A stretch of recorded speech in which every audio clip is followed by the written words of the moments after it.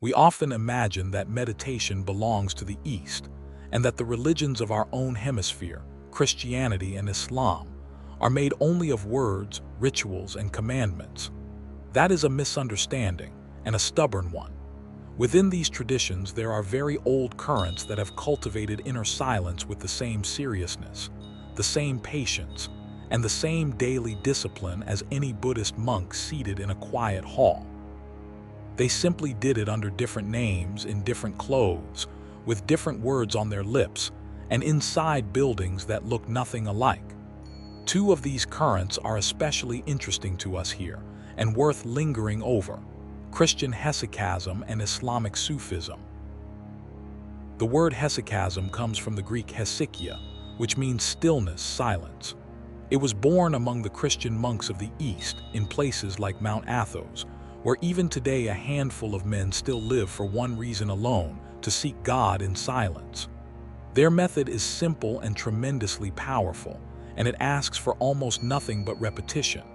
A short prayer, said again and again, tied closely to the breath. The most famous is the prayer of the heart, a small handful of words spoken slowly on the inside, until they stop being words at all and become a rhythm, and the rhythm itself becomes stillness.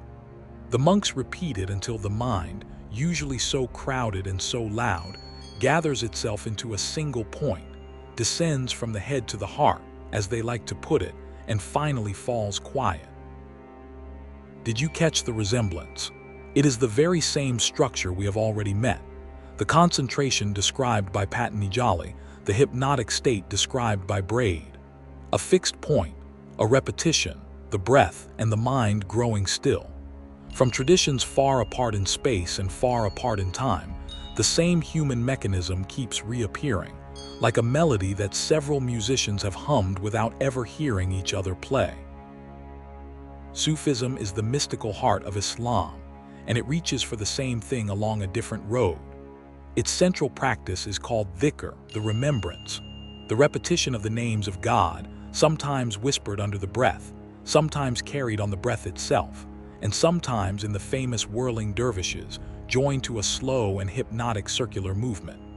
The dervish turns and turns, dancing in a circle, until the ordinary self loosens, dissolves, and only presence remains. Here too, we find the same ingredients laid out in the same order: repetition, breath or rhythmic motion, and the gradual quieting of the mind's endless chatter as it moves toward a state of union, a sense of being gathered up into something larger than the small, busy self.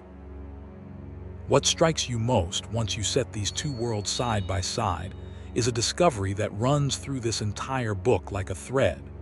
Peoples who had never spoken to one another, separated by centuries and by whole continents, independently found the very same doorway. A word repeated, a breath counted, a steady gaze, a slow movement, and the mind surrenders, and a different kind of space quietly opens up.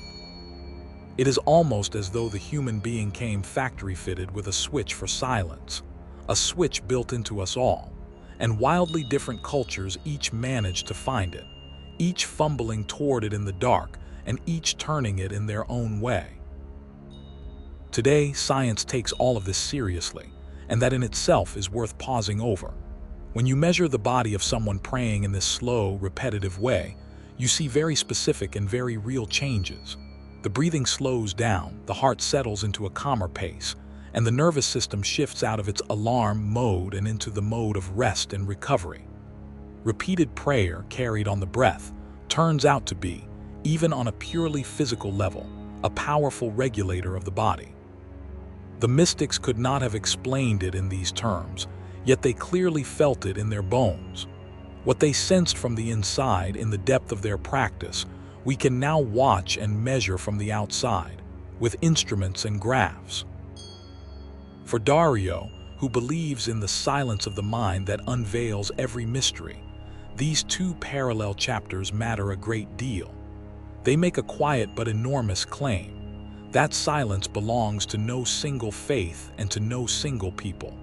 It is not the private property of one tradition, nor the secret of one corner of the world.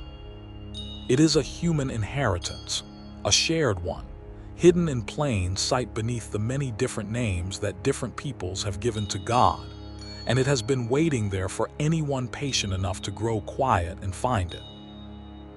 Having looked closely at these great traditions, the book now turns and asks a bolder question still. The founders of these religions, people so different from one another and so far apart in time, did they perhaps all live through the same single, identical experience? That is exactly where the next chapter begins.